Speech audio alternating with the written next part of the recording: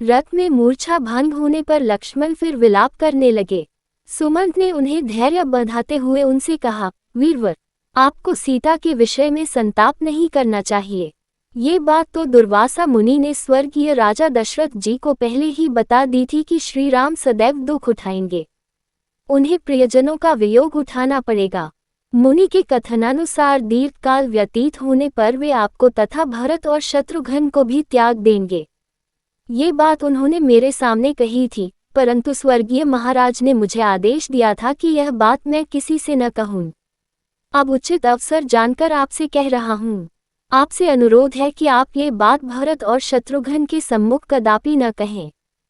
सुमंत की बात सुनकर जब लक्ष्मण ने किसी से न कहने का आश्वासन देकर पूरी बात बताने का आग्रह किया तो सुमंत ने कहा, एक समय की बात है, दुर्वासा मुनि महर्षि वशिष्ठ के आश्रम में रहकर चातुर्मास बिता रहे थे।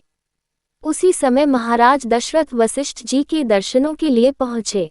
बातों बातों में महाराज ने दुर्वासा मुनि से पूछा कि भगवन, मेरा वंश कितने समय तक चलेगा?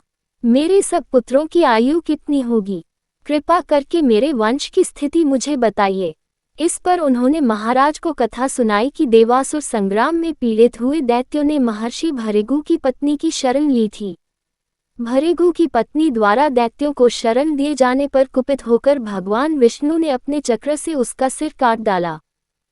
अपनी पत्नी के मरने पर भृगु ने क्रुद्ध होकर विष्णु को शाप दिया कि आपने मेरी पत्नी की हत्या की है, इसलिए आपको मनुष्य के रूप में पृथ्वी पर जन्म लेना पड़ेगा और वहां दीर्घकाल तक पत्नी का वियोग सहना पड़ेगा।